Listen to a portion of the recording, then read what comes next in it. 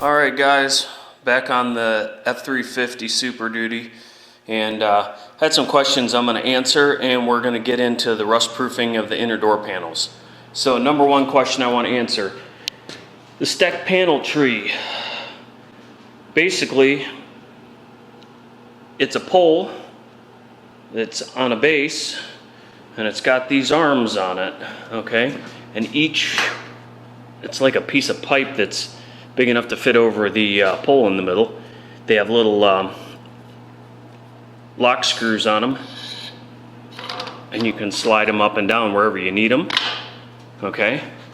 And each one of the arms has a little hook on it, and it's got another set screw here so you can move the arm in or out.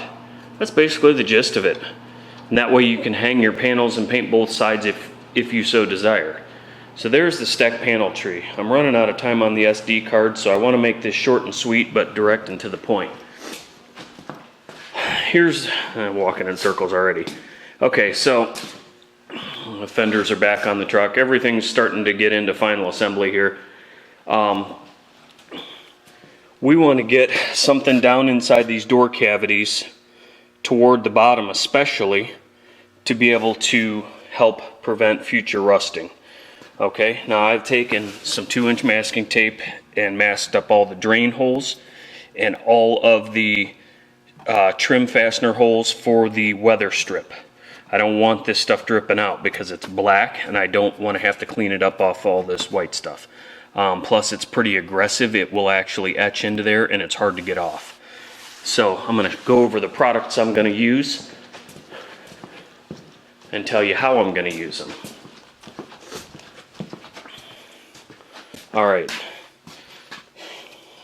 this is Eastwood's internal frame coating, and it's basically a rust converter and encapsulator, and allegedly, according to them, it encapsulates and seals rust on internal frame surfaces. It's got zinc in it, so that will help. Remember, there is weld-through primer on all of the steel that I welded into those doors. Which, this is an Eastwood product. You can use 3M, you can use SEM copper weld, doesn't matter. You've already got something in there. Alright, so we're going to spray this. This stuff is really, really runny, and it's going to go through this spray wand here that's probably about 2 foot long, and it's got a tip on it. Let's see if it'll focus. I've been having focus problems lately, so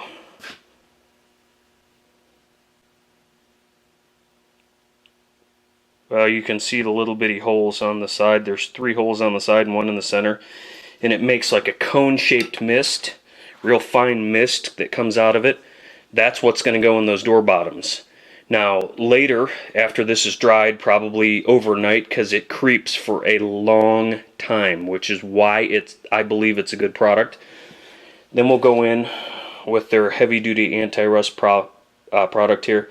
This is a cavity wax. So Transtar makes cavity wax, 3M makes one called Rust Fighter. Any of them would be fine.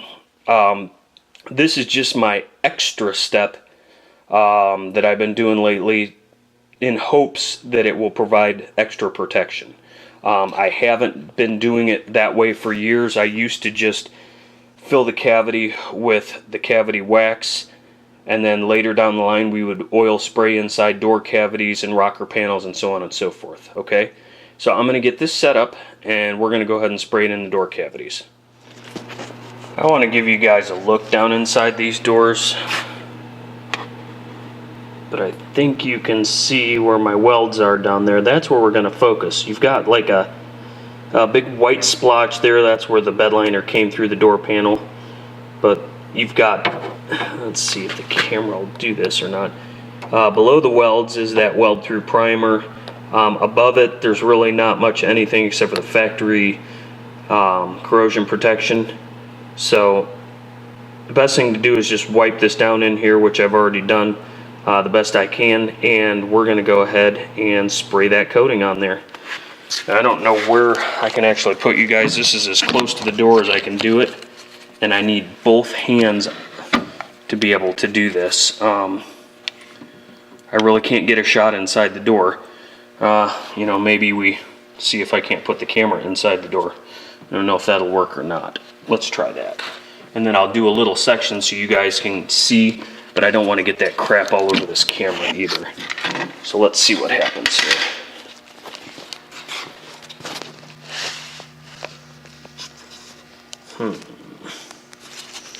I'm really having a hard time figuring out how to do this shot, because all we're seeing is the wrong thing. Unfortunately, I can't really hold the camera there because I need both hands to spray it, but that gives you an idea of what we're trying to coat with that stuff. I'll go ahead and spray it and show you what the coverage looks like. Unfortunately, you're not going to get an action shot of this. Alright, we'll come back in a minute. Well, there you guys go. There's a look inside. I'll double check for coverage, but that black is that internal coating. It's hard to see. You got a pretty good glare off the wetness in the bottom. You can see how wet that is, and that's why we mask off these holes, and it still creeps out. You got to take some like wax and grease remover and wipe this off. It's just a 1K product. You just don't want to leave it on there a real long time, probably 10 minutes, and it should stop oozing out, and you can pull this tape off and wipe that goop off of there. It is behind the door rubber, so I mean, it's not the end of the world. They do make this stuff in white, I just don't have any, and he's going to fill these door cavities with oil anyway, so this will all be black oil oozing out anyway.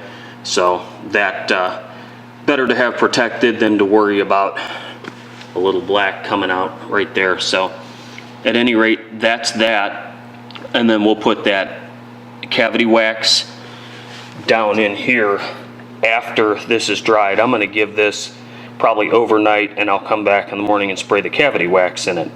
But the cavity wax is the kicker. That's the one that's going to seal. It's kind of hard to see. It's a little foggy in the door, but that will seal that area at the bottom and keep the water from going down in it. This stuff will penetrate into that door lip pretty decent. So it's got the weld-through primer on it anyway. It's just my double and triple protection for stuff like this. So there you go, guys. Hope you guys are all having a good day, and we'll bring you back when it's time to cut and buff on this truck after I get it finished assembled. So I will talk to you guys soon.